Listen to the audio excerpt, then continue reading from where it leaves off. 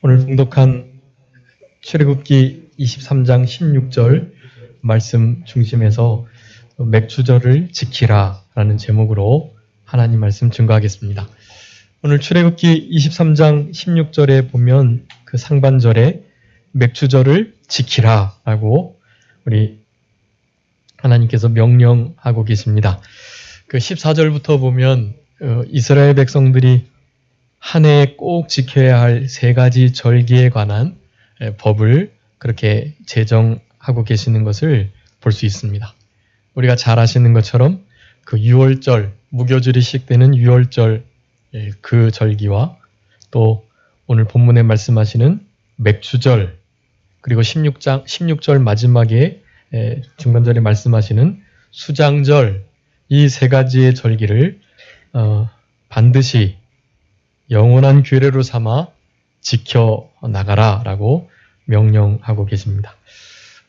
이와 같은 절기들은 다 감사의 절기라고 할 수가 있겠는데요. 유월절도 감사의 절기예요. 유월절은 어떤 의미를 가지고 있습니까?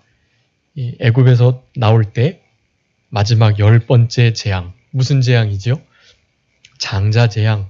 그 장자재앙을 피하게 되는, 그것을 기념하는 절기가 바로 유월절인 것입니다. 예수 그리스도의 피를 상징하는 어린 양의 피를 문 임방과 설주에 바른 그곳에 들어가 있는 모든 이들은 죽음의 사자가 피해가는, 넘어가는 그런 은혜의 역사를 경험했던 것입니다. 그렇기 때문에 이스라엘 백성들의 모든 장자들은 다 하나님의 것이 된 것입니다. 우리들도 영적인 장자로서 그리스도의 것으로 살아가는 삶을 감사함으로 생활해야만 하는 것입니다. 그러니까 유월절도 감사의 절기라고 할 수가 있겠고요. 오늘 본문의 말씀 맥추절 역시 마찬가지로 감사의 절기라고 할 수가 있겠습니다. 수장절은 더욱더 그렇고요. 우리가 알고 있는 그 추수감사절이 이 마지막 나온 수장절을 의미합니다. 그러면 맥추절은 무엇일까요? 사실은 맥추절은 한 해의 전반기에 처음 거두는 곡식, 그리고 이 수장절은 그 해의 가을, 늦가을 마지막에 거두어 저장하는 절기. 그렇기 때문에 2번 추수 때를 기념하며 그렇게 맥추절과 수장절을 지키라고 명령하시는 것입니다.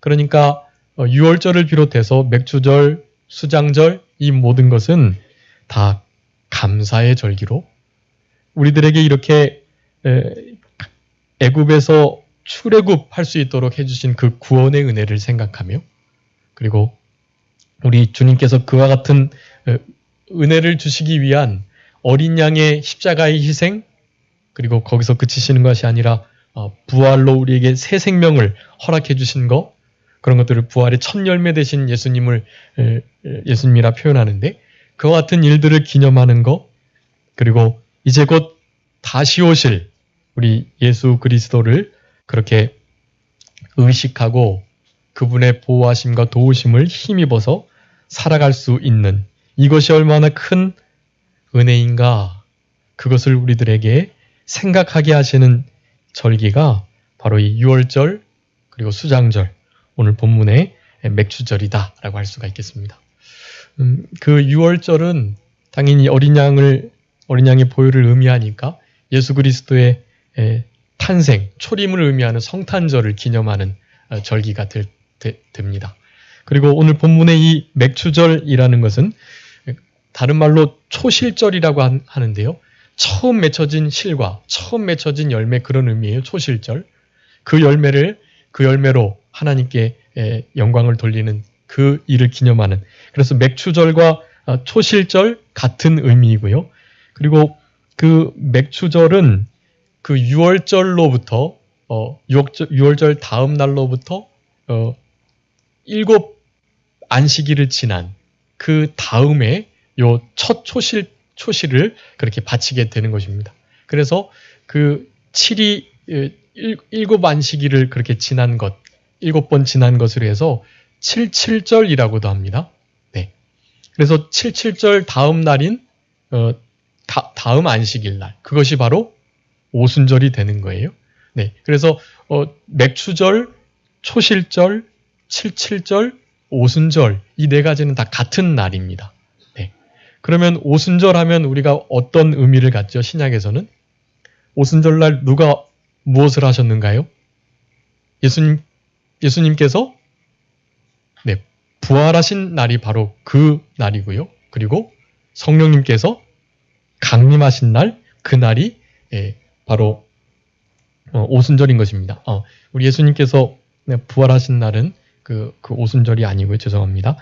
성령님께서 강림하신 날, 그것이 오순절이라고 할 수 있겠습니다.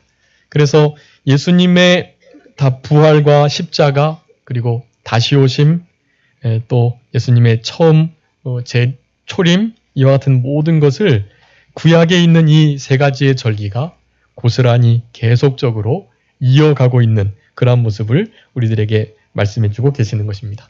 그래서 이 맥추절이 성령의 강림을 의미하는 그런 오순절로 이어지게 되는 것인데, 이제 뒤에서 살펴보겠지만 그 오순절날 우리 성령님의 강림하심의 그와 같은 역사와 더불어서 우리 이제 수장절, 오늘 본문의 중반절에 있는 수장절, 그 해 두 번째 곡식을 거둘 때 했던 지금의 추수감사절로 계속 이어져 가고 있는 바로 그 수장절, 그 수장절 또한 우리 예수 그리스도의 구속사와 연관이 되어 있습니다.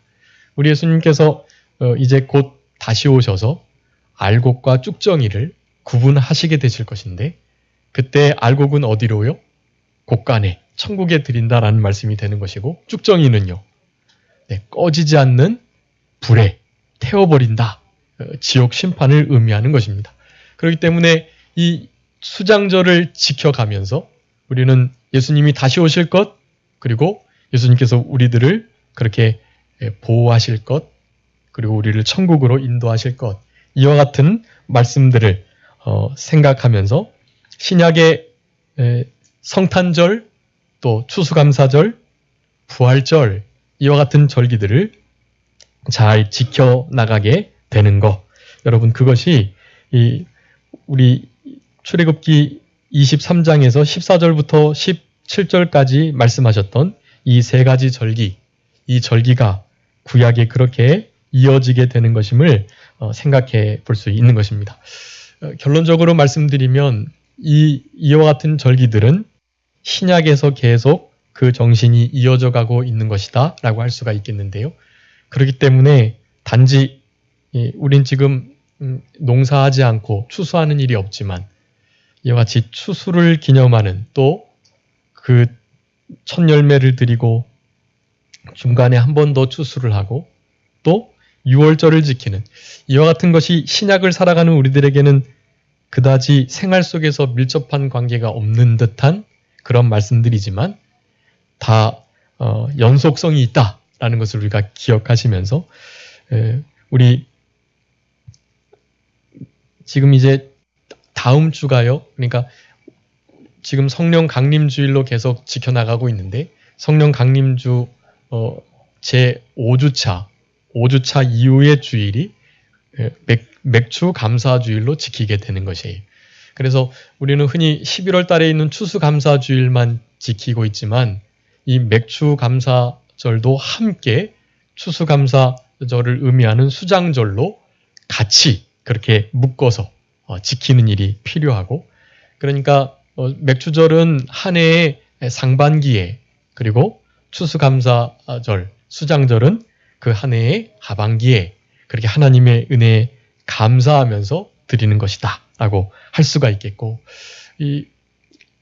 말씀드렸던 것처럼 이 추수하는 일이 우리와 사실은 별 관계없는 생활의 모습이긴 하지만, 그것은 영적으로 신약에 계속되는 영적 의미가 있고, 그것은 곧 복음이 우리들에게 어떠한 의미를 주고 있는지, 그리고 그 의미를 생각하면서 감사하는 삶을 살아가야 할 것을 우리들에게 말씀하시는 것이 더욱더 큰 목적이다라고 할 수가 있겠습니다. 여러분, 6월절, 또 오늘 맥추절, 그리고 수장절, 이와 같은 절기들을 우리가 성탄절과 추수감사주일과 또 부활절로 그렇게 연속해서 지켜나가고 있는데요. 여러분, 이러한 의미가 있는 맥추절, 그 맥추절의 영적인 신령한 뜻들을 우리가 오늘 본문을 통해서 좀 살펴보면서 여러분, 우리의 삶 가운데 예수 그리스도의 구속의 은혜와 부활, 그리고 다시 오심, 그리고 이 땅에 어린 아기로 태어나셨던 그 예수님의 구속의 모든 일들을 우리가 생각하면서 남은 때 이와 같은 감사의 마음을 잃어버리지 않고 살아가는 우리들이 되어야 되겠고, 다음 주일 맥주 감사주일을 그렇게 믿음으로 감사하는 마음으로 잘 맞이하시고, 그와 같은 마음이 11월 추수감사주일까지, 수장절까지 계속되는 그런 우리들의 삶이 되므로 감사의 생활이 떠나지 않는 감사의 신앙으로 하나님께 영광 돌려드리는 우리 모두가 되어야 되겠습니다. 오늘 본문을 통해서 맥주절의 그 첫 열매 되시는 그 예수 그리스도의 신약적 사역들을 좀 살펴보고, 오늘 16절에 나오는 첫 열매를 거둔다라는 그 말씀을 통해서 맥주절의 그 첫 열매, 그것이 우리들에게 신약적으로 영적으로 어떠한 의미가 있는지를 살펴보고, 그와 같은 은혜를 잊지 않고 감사하는 그런 맥주절을, 또한 수장절을 맞이하는 우리들이 되어야 되겠습니다. 먼저 첫 번째, 맥주절의 그 첫 열매를 거두어서 그것을 하나님께 바치는 그러한 절기를 지키라고 명령하고 계시는데, 그 첫 열매라는 단어에 아주 중요한 뜻이 담겨 있습니다. 네, 이 첫 열매. 그 첫 열매라는 그 단어가 신약의 이 주보에 이렇게 기록해 놓은 대로 세 가지의 그런 의미들을 내포하는 아주 중요한 단어로 사용되고 있습니다. 그렇기 때문에 이 맥추절이 구약에 지나간, 그리고 별로 의미가 없는 그런 절기가 아닌 우리들에게 너무나 밀접하고 중요한 절기인 것을 기억하시면서, 제가 영화교회에 와서 거의 오자마자 한 몇 해 전에 이렇게 이 맥추절에 관한 말씀을 드렸던 것 같은데요. 그런 정신들을 좀 구속사적으로 인식하고 기억하는 이들은 실제로 맥주 감사헌금도 드리고 그러더라고요. 근데 그 감사헌금을 드리고 안 드리고가 중요한 것이 아니고, 그 맥주 감사 절기에 담겨 있는 신령한 복음적인 뜻, 그 뜻을 기억하고 그것을 잊어버리지 않고 살아가는 것, 여러분, 그것이 아주 중요하다라는 것을 생각하셔야 되겠습니다. 첫 번째로 맥주절의 첫 열매가 되는 그러한 말씀의 의미는 예수 그리스도의 바로 부활을 의미하는 것이다 라고 하겠습니다. 그 오순절 날이 우리 성령님께서 강림하신 그런 주일이라고 말씀드렸는데, 그 오순절이 있기 50일 전, 바로 주일, 바로 그때가 우리 예수 그리스도께서 부활하신 날이 되는 거예요. 부활하신 날이 안식 후 첫날이니까 그 첫날 이후로 50일째가 오순절이 되는 것이고, 그날은 곧 주일날이거든요. 그렇기 때문에 오순절날 성령님께서 강림하신 것을 통해서 오순절이 곧 우리 예수 그리스도의 이 부활과 깊은 관련이 있다라는 것을 우리들에게 교훈해주고 계시는 것입니다. 고린도전서 15장 20절 한번 읽어주시기 바랍니다. 고린도전서 15장 20절. 그러나 이제 그리스도께서 죽은 자 가운데서 다시 살아 잠자는 자들의 첫 열매가 되셨도다. 아멘. 거기 잠자는 자들의 무슨 열매가요? 네, 첫 열매가 되었다라는 것입니다. 잠자는 자들이라는 것은 죽었던 자이고요.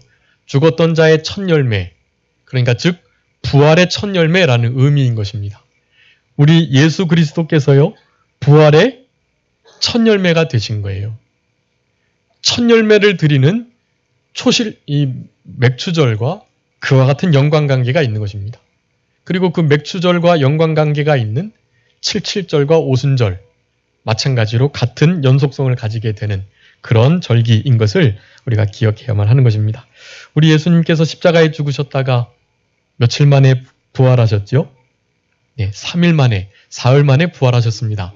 그것은 다 구약에 예언된 대로 이루어진 것이에요. 우리 요나의 표적을 유일한 가장 중요한 표적으로 보일 수밖에 없다. 우리 예수님께서 말씀하셨는데 그 요나의 표적은 다른 것이 아닙니다.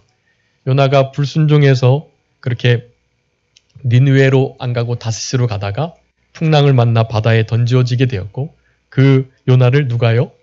큰 물고기가 삼키게 되었던 것입니다. 삼킨 이후에 3일 동안 밤낮을 그곳에서 있었던 거예요. 그런데 그곳에서 우리 요나가 하나님 앞에 하나님의 성전을 향하여 기도하며 구원의 하나님 그 소망을 바라보면서 그렇게 하나님 앞에 회개하고 낮아지는 은혜의 기도를 드리자 하나님께서 그 큰 물고기를 육지로 보내셔서 요나를 토하여 내신 것입니다. 3일 만에 다시 살아나게 된 것이에요. 물고기에 들어간 것은 죽은 목숨, 장사된 바 된 그러한 상태를 의미하는 것이고 그것은 곧 우리 예수 그리스도의 죽으심과 부활을 의미하는 그런 유일한 표적, 우리 예수님께서 중요하게 여기시는 표적 바로 이었던 것입니다. 그런 말씀을 따라서 우리 예수님께서는 3일 만에 무덤을 여시고 사망의 권세를 이기시고 마귀의 모든 계계를 승리적으로 통과하시면서 부활의 첫 열매가 되어주셨다라는 사실입니다. 이 맥주절이 그 첫 열매를 기념하고 그것을 하나님께 드리는 절기인 것이 바로 오늘 우리들에게 그와 같은 영적 교훈을 주시는 것입니다. 맥주의 첫 열매는 무엇이라고요? 예수 그리스도의 부활이다라는 것입니다. 여러분 예수 그리스도의 이 부활이 없다면 우리의 신앙은 무너져 버리게 되고 가짜가 되고 그리고 사실은 가장 불쌍한 우리들이 되는 것이 그러니까 이 첫 열매 되시는 부활의 첫 열매가 되시는 잠자는 자들의 첫 열매가 되시는 우리 예수 그리스도의 그 부활하심 여러분 그것이 우리의 삶 가운데 얼마나 중요한지 적어도 1년에 한 번씩은 반드시 하나님 앞으로 나와서 많은 재물과 또 시간을 들여야 할 것을 우리들에게 요구하고 계시는 것입니다. 우리 예수님께서 그렇게 죽으셨는데 3일 만에 살아나셨다라는 것은 우리 모든 인류의 특별히 택함받은 모든 백성들의 죄 문제를 아주 완벽하게 해결하셨다는 거예요. 그것도 영원히 그리고 단 한 번의 죽으심으로 그와 같이 우리에게 죄의 문제를 해결하시고 부활의 산소망을 허락해 주셨다라는 사실인 것입니다. 여러분 그것을 감사하셔야 돼요. 우리 주님께서 부활의 첫 열매가 되셨다라는 사실 그래서 그 첫 열매를 하나님께 드리는 이 귀한 맥주절의 절기에 예수 그리스도의 그 부활하심에 진심으로 감사하고 감격하는 우리들에게 완벽한 구원을 영원하고 단번에 허락하시는 이 구원을 주셨다라는 것을 여러분 정말로 감사하면서 예수님의 그 부활의 생명과 그 능력 우리에게 주신 것뿐만 아니라 예수님께서 그렇게 진짜 하나님의 아들이셨고 죄가 없으신 분이셨다는 사실을 기억하면서 여러분 진짜 감사하셔야만 하는 것입니다. 여러분 그런 감사가 우리의 삶 가운데 그쳐 있다면 그러면 그것이 기본이 되어야 되는데 그 기본이 무너져 있기 때문에 다른 감사가 나올 수가 없어요.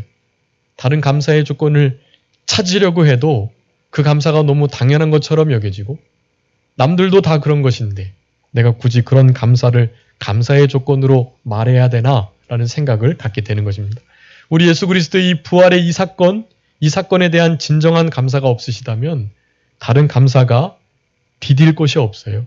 여러분 이것이 아주 중요합니다. 그래서 맥주의 정신을 가지고 그렇게 한 해를 살아가셔야만 하는 것입니다. 우리 예수님께서 다시 사신 것이 없다면 우리의 믿음이 헛것이다. 우리 고린도전서 15장 17절 한번 읽어주세요. 고린도전서 15장 17절 그리스도께서 다시 사신 것이 없으면 너희의 믿음도 헛되고 너희가 여전히 죄 가운데 있을 것이요. 아멘.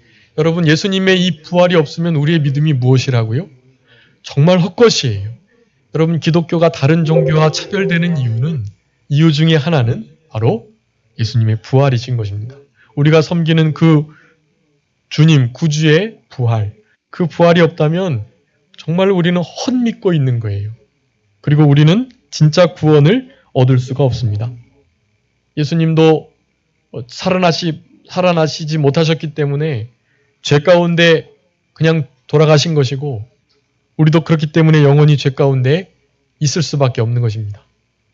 그런데 지금 이스라엘 백성들은 또 다른 메시아 그리스도를 기다리고 있어요. 너무 안타까운 일이고 그들에게 우리가 예수 나사렛 그분이 진짜 메시아 그리스도이신 것을 여러분 증거해야만 합니다. 예수가 그리스도이신 것을 이스라엘 백성들에게 증거하는 사명, 그것이 복음의 빚을 진 우리들에게 있다. 여러분 이스라엘의 그 국가적 그리고 민족적 회개와 주께로 돌아오는 일을 위해서 기도해 주셔야만 합니다. 그것이 말세 우리 주님이 다시 오실, 다시 임하실 그때 그리고 이 세상이 끝날 날에 이루어지게 될 너무나 중요한 징조 가운데 하나인 것이에요. 그래서 이스라엘 나라의 국가적인, 민족적인, 거국적 회개운동과 또 우리 하나님께로, 우리 예수 그리스도께로 돌아가는 그 일이 있도록 물론 그 일의 기본은 우리 자신이어야만 합니다. 우리가 예수 그리스도의 부활에 이렇게 깊이 참여하는 은혜가 없으면 이 맥추절을 통해서 그와 같은 의미를 되새기는 일이 없으면 여러분 우리들도 구원을 제대로 이루어가지 못하는 상태에 있다고 보셔야 돼요. 다른 것으로 감사의 제목을 찾으시려고 하는 것입니다. 그러기에 이미 이루어놓으신 이 일, 여러분 이 일은 앞으로 주실 그 어떠한 은혜와 은총보다도 더 큰 일이기에 여러분 이거 예수 그리스도의 부활하심, 그것이 우리에게 적용되는 일, 그것을 진심으로 감사해야만 하는 것입니다. 그래서 두 번째가 중요한데요. 두 번째 맥추절 그 첫 열매의 의미는 성도의 부활에 대한 보증이다라는 사실입니다. 여러분 예수님이 첫 열매가 되셨으니까 첫 열매가 부활이면 두 번째, 세 번째 맺히는 열매도 무엇이겠죠? 네, 다 부활이 맺히게 되어 있는 거예요. 예수님께서 부활하지 못하셨다면 그를 믿는 우리들도 부활하지 못할 뻔했는데 예수님께서 부활하심으로 우리도 또한 그 부활하게 될 것을 확증하고 또 확신 속에서 살아가게 되는 것입니다. 여러분 이 맥주절의 첫 열매, 이것은 성도 부활에 대한 보증을 말씀하고 계시는 것이다. 그 주보 옆에다 써놨는데 고린도서 15장 13절 15절 한번 읽어주세요. 만일 죽은 자의 부활이 없으면 그리스도도 다시 살지 못하셨으리라. 그리스도께서 만일 다시 살지 못하셨으면 우리의 전파하는 것도 헛것이요 또 너희 믿음도 헛것이며 또 우리가 하나님의 거짓 증인으로 발견되리니 우리가 하나님이 그리스도를 다시 살리셨다고 증거하였습니다. 만일 죽은 자가 다시 사는 것이 없으면 하나님이 그리스도를 다시 살리시지 아니하셨으리라. 아멘. 하나님께서 그리스도를 다시 살리셨다라는 것은 곧 우리들도 다시 사는 것이다 라고 말씀하고 계시다는 거예요. 그러니까 예수 그리스도께서 예수님의 전적 의로 살아나셨고 하나님의 능력으로 살아나셨고 성령님의 역사로 살아나셨는데 그 예수님의 부활, 살아나심은 곧 우리들의 부활이다라는 것입니다. 그러니까 그 첫 열매라는 그 의미 자체가 예수님의 부활을 상징하는 것과 동시에 바로 우리들의 부활을 보증하는 것이다. 여러분, 우리가 부활한다는 사실에 대한 감사와 감격이 없으면 그 무엇으로 감사하시겠어요? 진짜 부활할 것에 대한 확신과 거기에 대한 진정한 감사와 하나님을 향하신 그 사랑과 그 은혜를 무엇으로 보답할고 하는 그 마음이 우러나지 않으면 제대로 된 신앙의 삶을, 이 말세를 살아가는 이 패역한 시대 속에서 정말 붙들고 살아갈 진리가 없다고 봐도 무방할 만큼 그러한 중요한 진리라는 사실을 여러분 기억하시고 예수님께서 부활하셔서 승리를 얻으셨던 것처럼 우리도 부활할 것을 소망하며 그 부활의 신앙으로 우리에게 닥쳐있는 고난과 아픔과 고통 그리고 우리의 삶을 위협하는 그 비진리적인, 비신앙적이고 비양심적인 그와 같은 모든 도전을 우리는 이 부활의 신앙으로 이겨나가고 승리할 것을 그렇게 감사하면서 살아가시는 우리들이 되었으면 좋겠습니다. 그와 같은 부활의 확신과 승리의 확신, 그것을 이미 하나님께 감사하는 이와 같은 신앙, 맥주절을 즈음해서 우리들의 신앙 가운데, 삶 가운데 있어야 할 너무나 중요한 신앙의 태도라는 것을 말씀하고 계시는 것입니다. 마지막으로 이 맥주절의 그 첫 열매, 그 첫 열매의 의미는 성도가 성령님을 받음을 의미한다라는 사실입니다. 네, 이와 같은 예수님의 부활이 곧 나의 부활이 되어서 내가 부활할 것이 확증된, 보증된 일이 바로 그 맥주절을 기념하는, 그리고 예수 그리스도의 부활이라고 한다면 그와 같은 일이 있기 위해서는 사실은 선행되어야 할 그런 은혜가 있는 것인데, 그것이 바로 성령님의 내주하심입니다.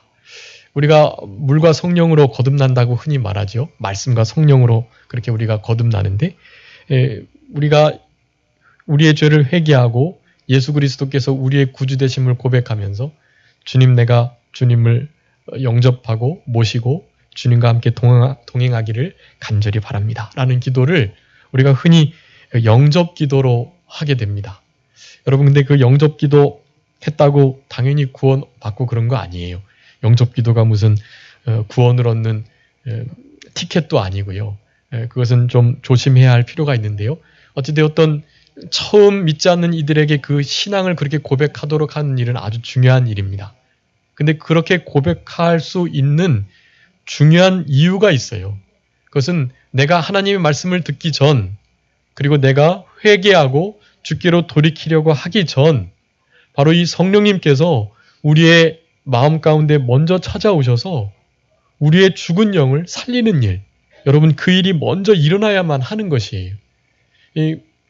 내가 예수님을 믿고 회개하고 구원받는 이 일과 더불어서 성령님께서 내 영을 살리는 이 모든 일이 순간적으로 함께 동시적으로 일어날 수도 있고 그렇지 않을 수도 있고, 그 어떤 시간적인 찰나적 차이가 있는 것도 아니고요. 우리의 이성으로는 이해할 수 없는데 굳이 논리적으로 따지자면 그렇다라는 것입니다.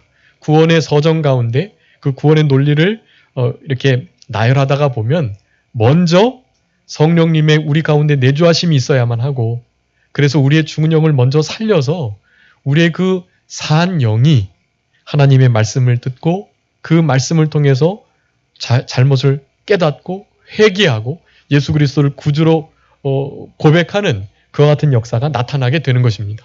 그러니까 우리의 구원은 내가 믿었다, 내가 영접 기도했고 내가 예수 그리스도 말씀을 들음으로, 말씀을 자꾸만 들음으로 믿음이 생겨서 그 믿음을 가지고 내가 시인해가지고 구원 얻었다, 이렇게 말씀하시면 안 되는 거예요.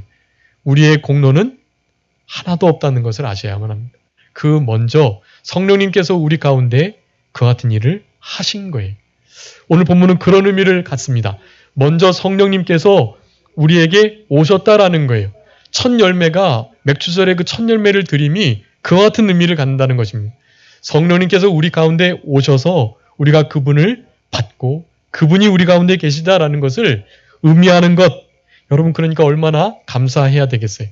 예수님의 그 부활을 의미하는 그 첫 열매가 곧 우리 부활의 확증이 되고 보증이 되고, 그리고 그와 같은 일들이 있기 위해서는 당연히 우리 가운데 성령님이 계셔야만 함을, 그것을 의미하는 열매인 것이, 그렇기 때문에 우리는 늘 이와 같은 선행적 은혜를 허락하신 주님께 감사하시면서 부활을 주시기 위하여 성령님께서 우리 가운데 오신 것을 진심으로 감사하면서, 그렇게 다른 감사의 제목을 혹시 찾지 못한다 할지라도 부활케 되는, 그 부활케 될 수 있는 성령님의 우리 가운데 오심, 이와 같은 일들을 먼저 우리가 받았다라는 것, 그 진리 하나만으로 여러분, 우리는 충분히 하나님께 감사하며 영광을 돌려드리며 살아가야만 하는 것입니다. 로마서 8장 23절 한번 읽어주시기 바랍니다. 로마서 8장 23절.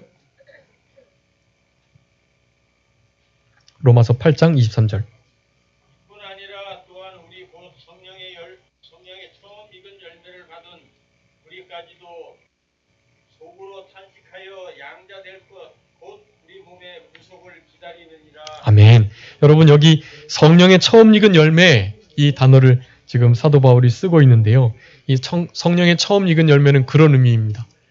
처음 익은 열매가 곧 성령이시기도 하고, 성령의 처음 익은 열매, 곧 부활의 새 생명의 역사로 말미암아서 우리가 예수 그리스도를 얻었다라는 의미가 있습니다. 그러니까 예수 그리스도를 얻고 곧 성령님께서 함께 하시는 이 모든 은혜, 이것이 바로 성령의 처음 익은 열매인 것이, 그 성령의 처음 익은 열매를 우리가 어떻게 했다고요? 받았다라는 것입니다. 성령의 처음 익은 열매를 받지 않는다면 부활의 그 첫 열매에 참여할 수 없고 부활할 수 있다는 확신 가운데 보증 없이 살아갈 수 없으며 그렇게 하나님 없는 삶을 살아갈 수밖에 없다라는 것을 말씀하고 계시는 것입니다.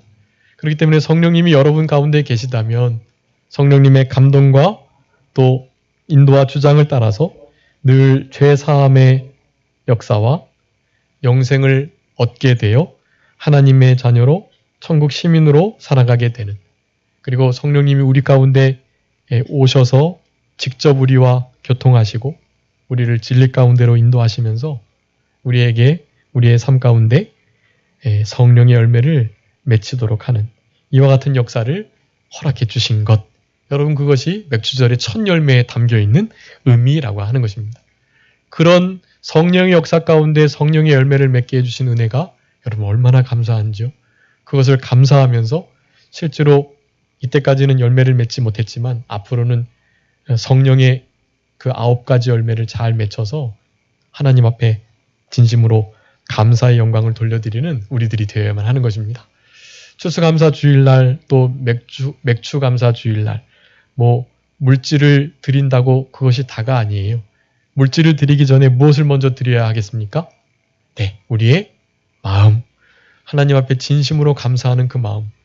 예수님의 그 부활의 첫 열매 되시는 역사가 우리의 보증이 되게 하시고 그 모든 일이 있을 수 있도록 성령님께서 우리 가운데 계시는 성령의 처음 익은 열매를 받게 해주신 그 은혜를 여러분 진심으로 감사하시면서 살아가셔야만 하는 것이에요. 여러분 이것이 신앙의 기초인데 신앙의 기초를 사실은 잊고 있기 때문에 신앙생활이 어렵고 힘든 경우가 아주 많습니다.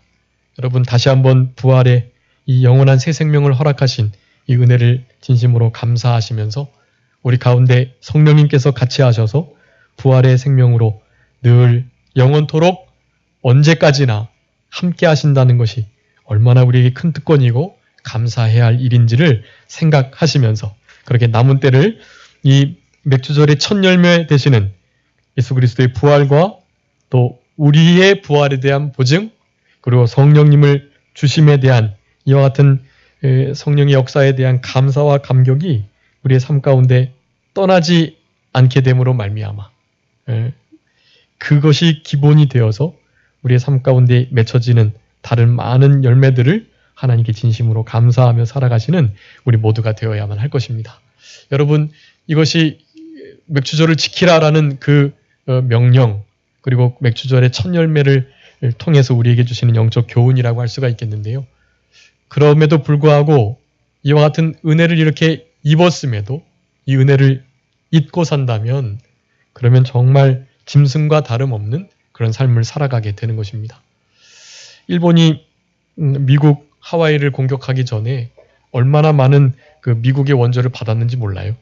그런데 얼마 지나지 않아서 그와 같은 배반 배신을 하고 폭격을 하게 된 것입니다. 여러분 이 땅은 그렇습니다. 은혜를 물에 새기고 원수는 돌에 새기는, 그래서 원통함을 풀지 않고 다른 사람들을 사랑하거나 용납, 관용하지 않는 그런 세대 속에서 우리가 살아가고 있는 거예요. 그런데 우리는 이와 같은 맥주절을 지내면서 적어도 우리에게 베푸신 이 선행적 은혜, 이 은혜를 잊지 않고 적어도 좀 보답하며 감사하며 살아가는 우리들이 되어야 되겠다라는 그런 굳은 신앙의 결심이 이런 패역한 때에 있어야만 할 것입니다. 오늘이 6월 25일인가요? 24일이죠? 내일이 25일인데 25일은 6.25 전쟁을 기념하는 그러한 날입니다. 여러분 6.25 전쟁이 당연히 하나님의 징계로 이루어진 일이고, 그렇지만 그것을 또한 하나님께서 불쌍히 여기셔서 미국을 위시한 많은 국가가 우리나라를 돕는, 그것은 사실은 국가적 차원의 도움이 아니었고 원래 교회적 차원의 도움이었다는 것을 역사가 밝히고 있습니다. 우리나라에서 미국으로 요청을 했지만 사실은 다 거부하고 있었어요. 그랬는데 사실은 교회적인 호소로 그렇게 미국 교회가 일어나고 그 교회를 통해서 사실은 우리 나라에게 그와 같은 원조를 하게 되었던 것, 여러분 그것을 우리는 알아야만 합니다. 그런 은혜 결코 잊어서는 안 되고 그때 당시에 그 정부가 얼마나 기도하는 정부였고 하나님 앞에 귀하게 쓰임받았는지를 생각하시면서 여러분 이 우리의 신앙과 정치가 분리되지 않는다는 것을 여러분 기억하시고요. 늘 위정자들을 위해서 기도하셔야만 합니다. 여러분 이 나라와 민족을 위해서 기도하셔야 돼요. 그리고 다른 나라의 우리를 향한 원조와 베푼 그 모든 은혜들을 잊지 않고 갚으셔야만 합니다. 그 나라들을 위해서 기도해 주셔야 하고요. 그 나라에게 무엇을요? 우리가 가지고 있는 복음을 전해 주셔야만 하는 것입니다.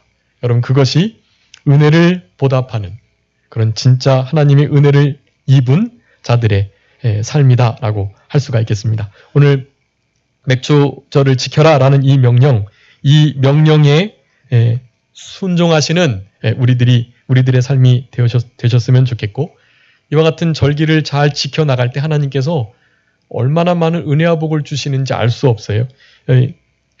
본문에서는 말씀하고 있지 않지만 이 맥주절을 나타내는 여러 그 성구들이 있는데요. 그런 성구들을 여러분 좀 살펴보시고 거기에 이 절기를 지키는 자들이 얼마나 큰 은혜와 복을 받는지를 좀 기억하셨으면 좋겠습니다. 신명기 16장 9절로 12절 말씀 여러분 보시고 또 17절까지 이렇게 보시면 정말로 여러분들이 바라시는 복이 다 들어가 있어요. 이 절기를 잘 지키는 자에게 그동안 주셨던 복, 앞으로 주실 복에 대한 감사를 돌려드리는 그들에게 얼마나 많은 복을 주시는지 알 수 없습니다. 여러분 그와 같은 복들을 또한 생각하면서 하나님과 하나님의 말씀, 하나님께 베푸셨던 은혜를 잊지 않으면서 그렇게 남은 때를 살아가시는 우리들이 되어야 되겠고 이 출애굽기의 말씀을 통해서 그러니까 다시 한번 이제 레위기나 민수기, 신명기에서 계속해서 반복해서 말씀하고 계시는데 곧 가나안 땅에 들어가서 이와 같은 은혜들을 잊어버릴까 하는 그런 마음으로 이와 같은 절기를 명령하고 있다라는 사실.